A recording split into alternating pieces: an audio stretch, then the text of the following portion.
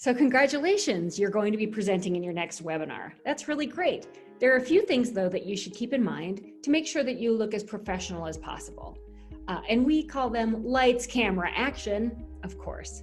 So let's talk about the first thing, lighting. Lighting is very important in a webinar. You want to make sure that you're seen when you're presenting and you don't want to look too dark. So you'll see behind me, I have a pretty benign background, but it's pretty backlit.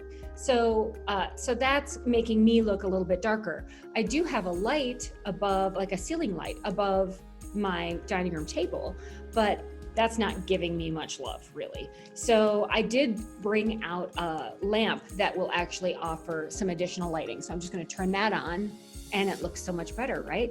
It just takes all the darkness and shadows off of my face, and now it just pops better. So let's talk about camera for just a second. Okay, so right now you may have noticed that the angle of my camera is down a little bit. That's because you're on my laptop and I've got my laptop sitting on the table.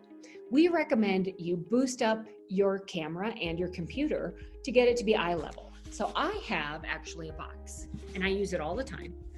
And I put my computer on that and it gets me pretty close. I just adjust the top of my computer and it gets me pretty close to having the camera be at eye level.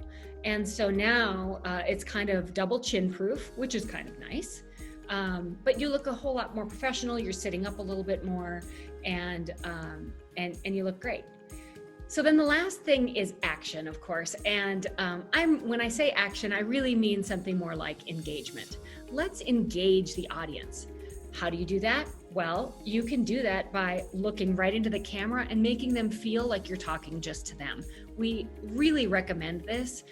It's very tempting to look at yourself, look at other people, look at the deck that you might be presenting. But if the more you can look into the camera, the more involved the attendees will feel, the more engaged they will feel. So we highly recommend it. It does take practice. It's so easy, again, to slip away. You may have seen me do it a couple times just in this little tutorial. But if you can master all three of these things, lights, camera, action, I think you're going to be ready for your next webinar.